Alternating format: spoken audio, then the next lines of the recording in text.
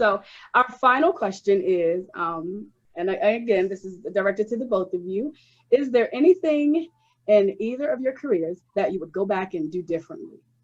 Change anything that you would change or not do? Or before we do that, I want to show you a snippet of what Penny's career looked like. Just to, and I know the producers are going to get me, but I want to show you a snippet, if I can, of what of what Penny's life looked like before she is where she is now.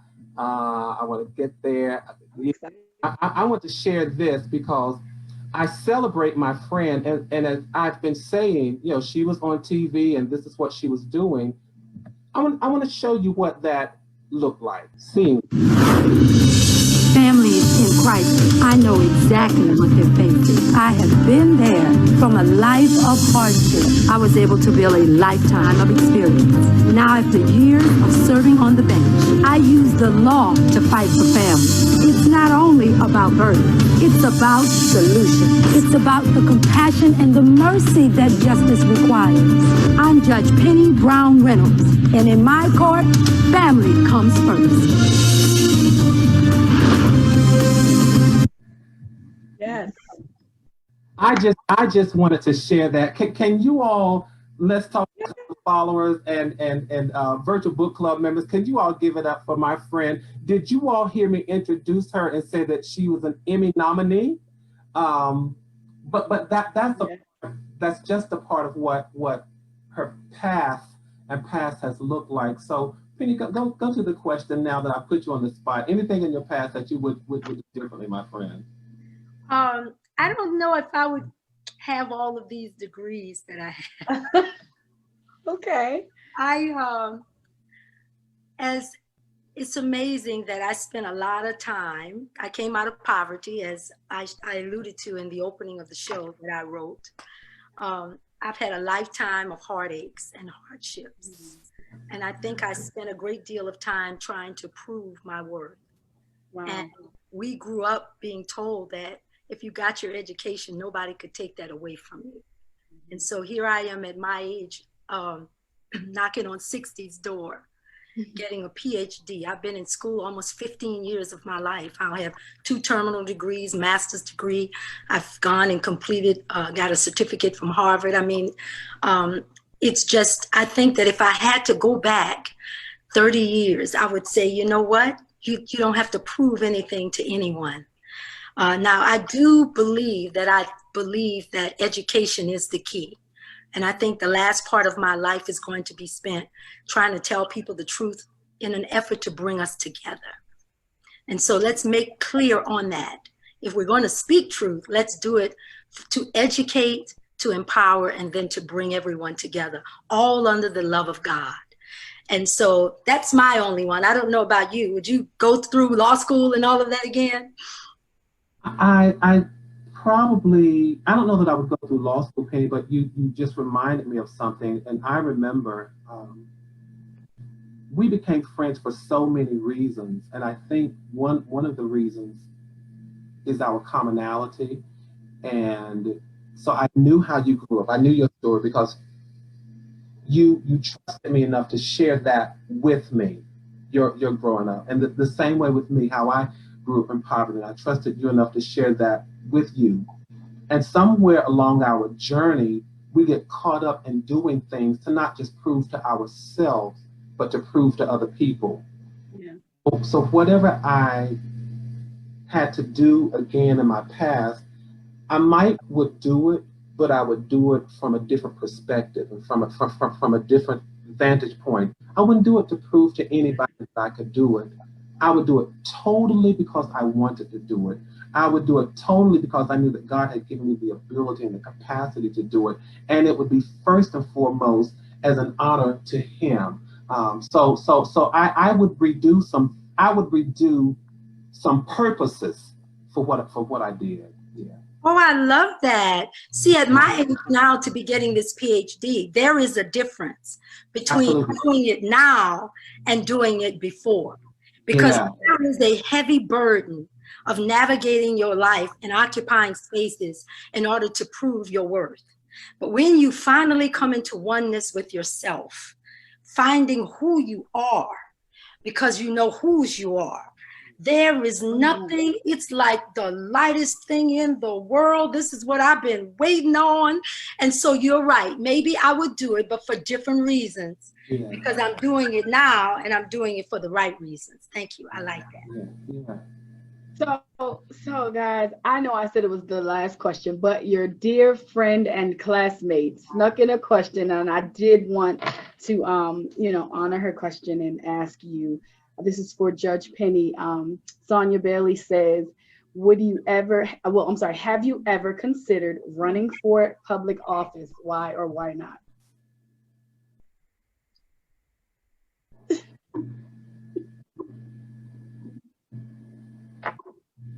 Penny, she's absolutely a mover and a shaker, and I know you well enough to know that you were not just collecting your thoughts, but you were collecting the moment. So I just understand why you were collecting the moment. You've always been a mover. You've always managed to have a vertical relationship with God that we respected. But then you've also managed to have a horizontal relationship with humanity that we applauded. So while we respected this, we applauded that. And so whatever platform God opens for you, my friend, I pray that the Midas touch, whatever you put your hands to becomes gold. Amen. I pray the scripture that whatever you desire, that God will perfect everything that concerns. Amen. I pray that God's grace would go before you, his favor would go with you. So you answer the question, but those are my prayers for you. Wow.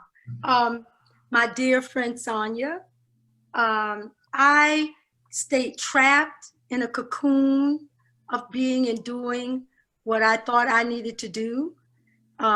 Remember what I was saying about wanting to be worthy. And it's amazing when just because of the way you look or the way you seem to have it together, but to now be at a place I want to go and run for office or do whatever God has me, as long as I'm never put back in a box. I want to still be able to laugh. I don't want to conform to anything. And I've made a commitment to myself.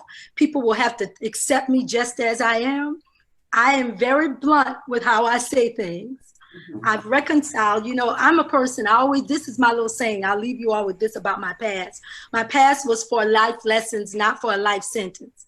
And nobody's going to hold my past. Jenny, hold on. I got to sit there.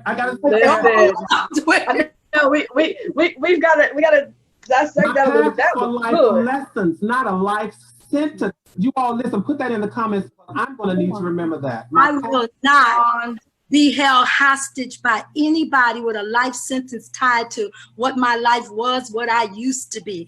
And when I've been set free from that, I will run if I don't have to get back into that. But I learned a lot of lessons. So we will see. Thank you for that. You spoke something over my life. Both of you did. I could feel it.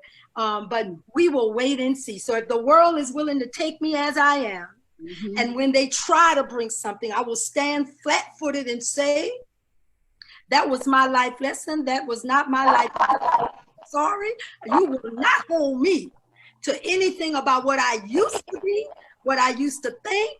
My whole life has been reimagined, and I'm living that life now.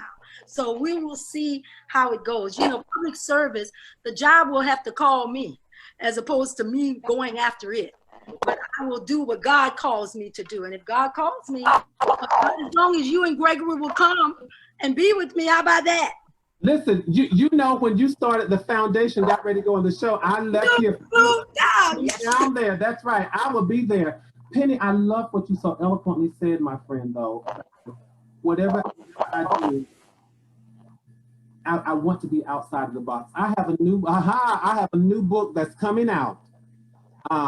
And just a moment, but a new book that's coming out, and one of the quotes in the book talks about not being put in the box, because at some point, let's see, I'm going to mute you for just a second.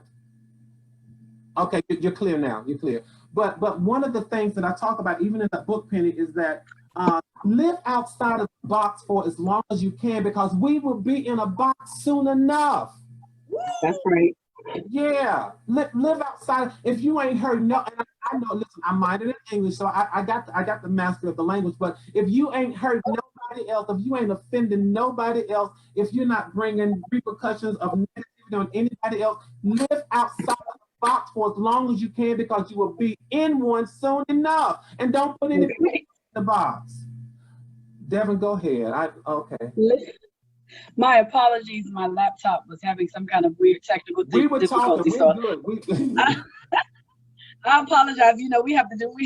That's never happened before, but that is good. That's good, Cutler.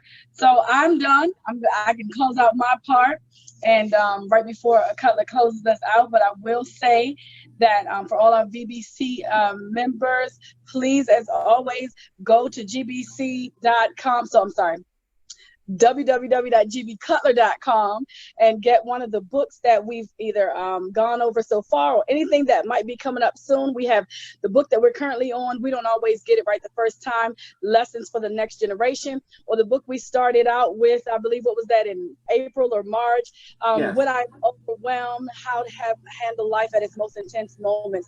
So go to www.gbcutler.com today. And Devin, tell them what's on the horizon. Tell them what just happened. I'm showing it on. You don't want to? I think you should tell them.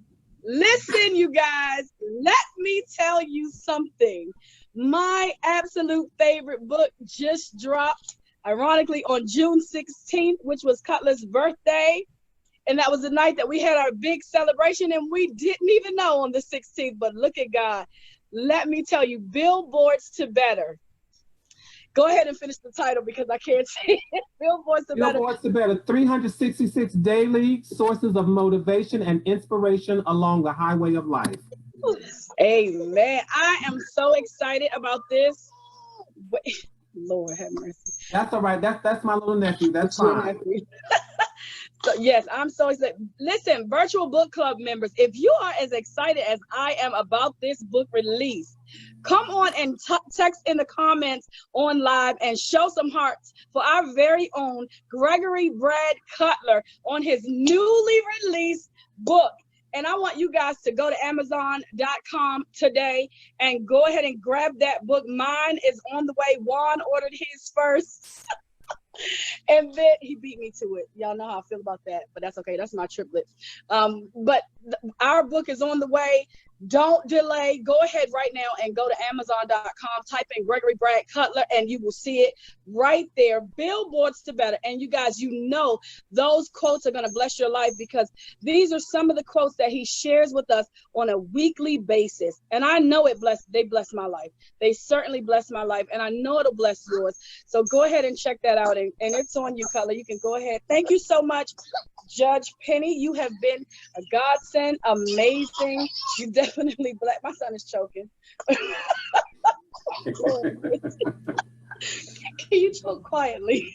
Penny, I want to say to my friend, for all of the hats you wear, all of the titles that you wear, I'm so thankful that we've always been friends. I'm thankful for your allowing me, even in the past years as your son was growing up, to be a part of his life. Parents don't have to let you be a part of their children's life. So I'm always humbled by that. But I thank you. I thank you, Penny. And when I say that I pray for you, that's just not for votes and for numbers and for stuff. And it's true, we don't talk all the time. We don't talk always, but just as, you know, every now and then we'll text each other, and you'll say, I'm so godly proud, I'm following you. When one of my books came out, you hit me and say, the book just came out and I'm proud of you. I remember one day I walked in your courtroom to surprise you, and then you told the bailiff to come get me. And I was surprised about that. But for all of who God brings into my life, I'm always thankful. And you've only been a positive influence. So I'm going to close differently, but I do want you to tell the audience, how can they follow you? How can they find you? How can they know what you're doing? And what's next for you? Well, thank you. Let me just say to you that I am honored to be here. And to all of these people who are watching, keep watching, because the world needs to hear and see him. We have so many few voices from real men who are just authentic and smart and considerate and compassionate, and really is here to be positive. And so you have to tell as many people as you can. It's really my honor. I was looking forward to it. He'll tell you, I've been texting him like, can I get this? And when am I supposed to have the details? Because with everything that I've done, you know, you don't get friends very often in this lifetime. And I'm so grateful for him. And Sonia, thank you so much. You broke me down, girl, asking that question. Because you really did. I'm just grappling with a lot of things right now. Well, you can check me out on Facebook at Judge Penny. Judge Penny Brown Reynolds. I have so many different pages, my gosh. But on Fridays at 7 o'clock, I actually sit down and I have wonderful conversations and dialogue. And for all of those individuals who are both Black, white, Hispanic, Asian, if you want to get an education, remember, I teach this at Georgia State University. And so I'm actually using this opportunity to kind of teach about what's going on with racism and trying to really elevate the conversation and talk about a whole lot of different things. So I do that, and I'm getting my PhD now. I'm also associate pastor of my church, but I'd like to check it out maybe on Fridays. That's it for me. That's good. We'll definitely follow. So I want to take us out differently, and then we'll stick around. I told you that Penny commissioned me to write a piece years ago, and our tagline when we leave this platform is we're building community, we're maintaining connectivity. So keep your heads up, keep your hopes up, stay safe and stay sane. But I want to go out with another piece that I wrote, and I wrote this piece specifically for her son, Michael. I wrote this this is before we graduated, so this is about 27 years ago. I wrote this for Michael, and it shows up in my very first book. So we'll go out this way, and it's called All in Me. All in Me, because I wanted this little young Black boy, this little young boy of color, to know that what he was seeing in someone else was really. And so I wrote this for Michael. It says, All in Me. We walk in the shadow of another, hiding ourselves from the sun's rays, not recognizing that we too are keepers of the fire. Whether it be a creeping flame or a roaring blaze, a small match or an Olympic torch, still by it, darkness is made light. We speak with the voice of our heroes, forgetting that we have our own stories to tell, disregarding the sounds of our own experiences, whether it be a silent moan or a bellowing whisper, a passionate purr or an excited exclamation, still by it, silence is broken. We hope in the greatness of our mentors, failing to see that the essence of greatness is all in me. God bless you all. I will see you all Thursday. Judge, if you can wave goodbye, but stick around. I'm going to stop the live. God bless you all.